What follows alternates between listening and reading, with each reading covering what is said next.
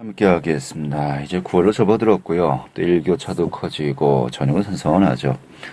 아무래도 이제 가을이 바로 우리 눈앞에 와 있습니다만은, 자, 이렇게 가을 날에 어떤 책을 읽으면 좋을지 좀 미리미리 좀 독서 목록들 짜 놓으시면 어떨까 싶은데요. 자, 월요일의 책과 RP, 그런 또 선택에 도움이 될 수 있는 시간이 되었으면 좋겠네요. 자, 오늘도 책 소개해 주실 안정환 작가 자리했습니다. 어서 오시죠. 예, 안녕하세요. 네. 자, 오늘 어떤 책 준비해 오셨죠? 자, 오늘은 김영하 작가의 살인자의 기억법이라는 책을 소개해 드리겠습니다. 네, 김영하 작가.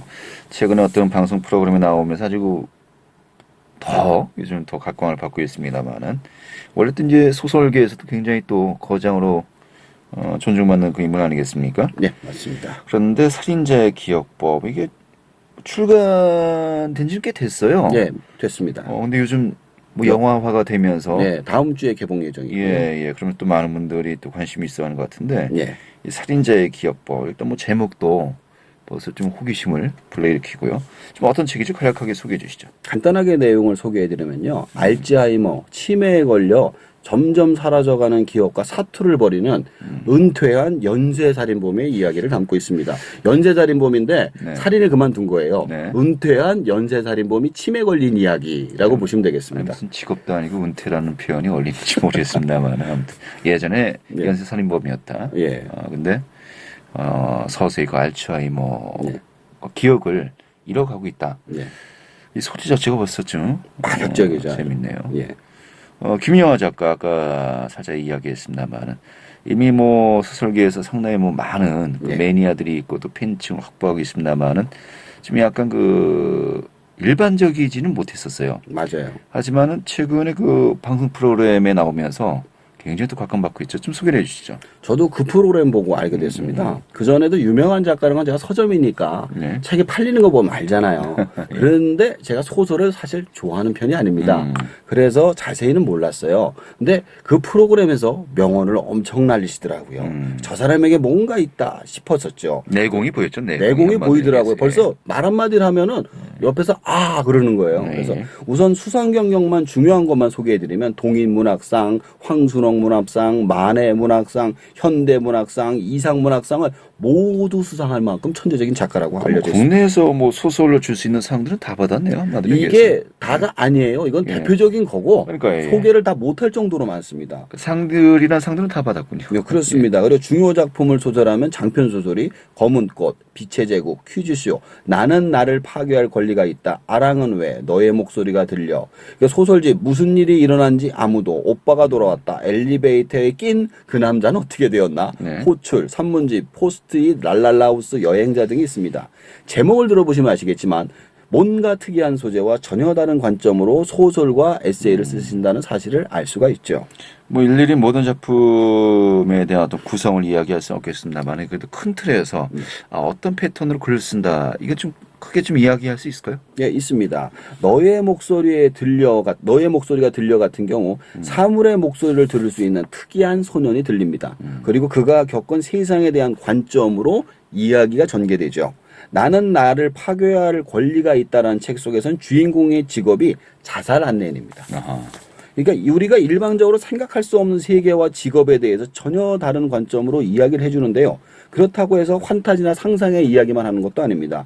검은 꽃 같은 경우에 조선에서 일제시대로 넘어가는 시대에 멕시코의 에네켄 농장으로 팔려간 조선 최초의 멕시코 이민자 1033명 중 11명의 이야기를 그려낸 장편소설입니다. 그래서 멕시코로부터 그 상도 받았다고 해요.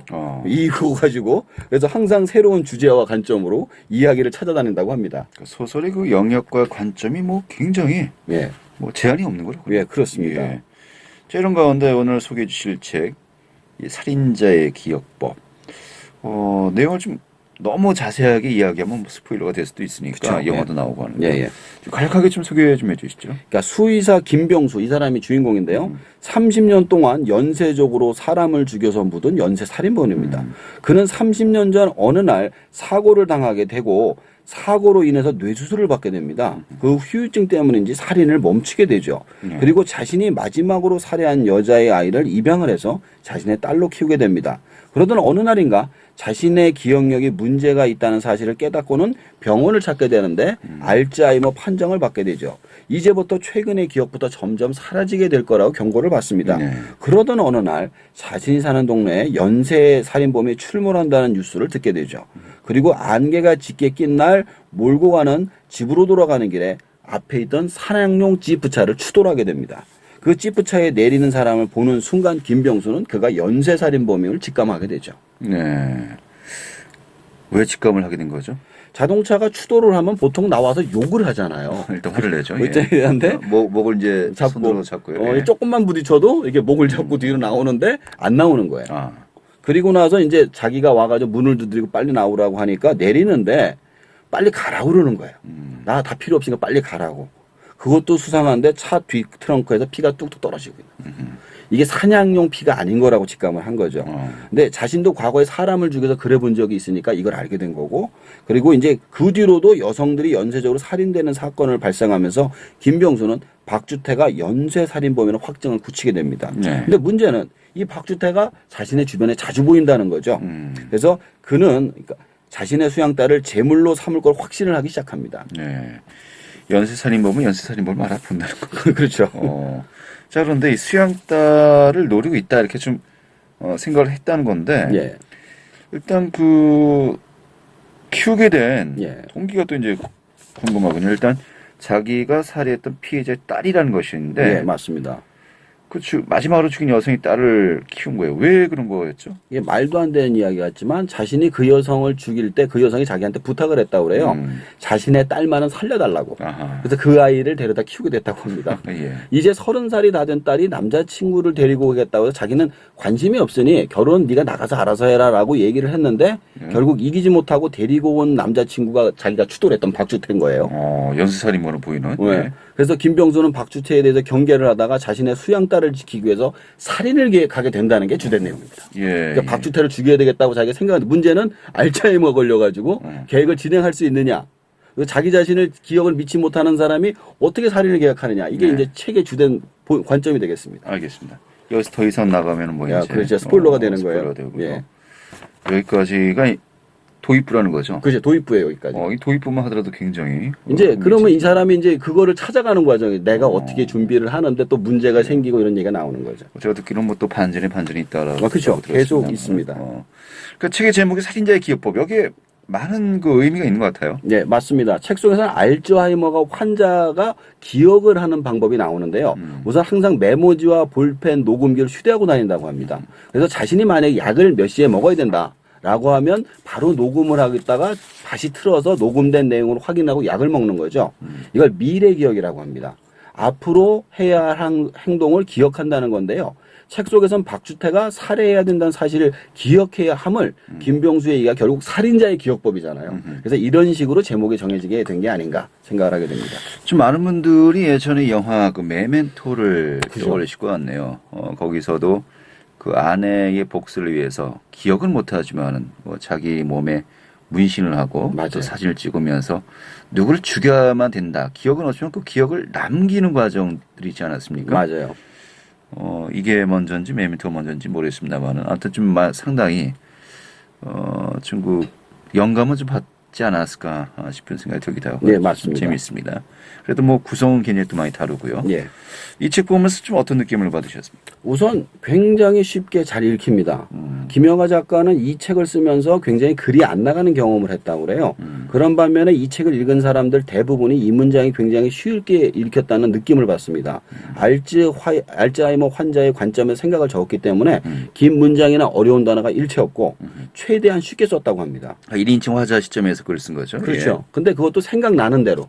그러다 보니까 굉장히 짧은 문장으로 썼고요. 글을 읽으면서 나 자신도 이러한 망각의 순간이 많았던 게 아닌가 사실을 깨닫게 됩니다. 또 한 가지 느낌은 저 자신도 이게 소설의 주인공도 자꾸 순간순간을 망각하면서 살아가는 게 아닌가. 저도 워낙에 많이 일을 하다 보니까 메모도 하고 그러는데 메모조차 잃어버릴 때가 많아가지고 기억을 관리하는 훈련을 해야겠다 이런 생각도 들더라고요. 정도 책에서 뿐이지. 네. 그리고 마지막으로 창업을 하는 것과 소설을 쓰는 것이 비슷한 것 같다라는 생각을 하게 되더라고요. 네, 창업과 소설이 비슷하다. 어떤 면에서 그런 거죠? 이분이 다른 데서 어떤 강의를 했는데 소설을 쓰는 법을 이야기를 해요. 근데 소설을 쓸 때 어떻게 쓰느냐? 그냥 상상으로 쓰는 줄 알잖아요. 그게 네. 아니라 이거 엄청나게 취재를 해가지고 그 취재 세계관을 연결을 한대요. 그렇죠. 그다음에 중간에 연결고리만 상상으로 채운다는 겁니다. 근데 이제 창업이라는 것도 마찬가지라는 거죠. 우리가 어떤 일을 만든다고 생각, 일을 만드는 게 아니에요. 기존에 있는 세계관에서 흘러가는 패턴 중에서 중간에 연결고리를 만드는 과정이 창업인 거거든요. 그러니까 이걸 들여다보니까 역시 대가는 어느 선에서 통하지 않는가. 진리는 다 같은 게 아닌가 이런 생각을 하게 되더라고요. 네, 알겠습니다. 저 어떤 분들이 이 책을 또 읽으면 좋을까요? 우선 저처럼 소설 별로 안 좋아하시는 분들에게 추천하고 싶습니다. 아, 그래야지 그만큼 가독성이 좋다는 거죠. 오, 굉장히 좋습니다. 문장에 잘 익히고 순간순간 정보를 각각 해석하게 만들어 놨어요. 그리고 두 번째는 김영하라는 작가에 관심이 있으신 분은 꼭 이 책을 읽으시라고 말씀드리고 싶네요.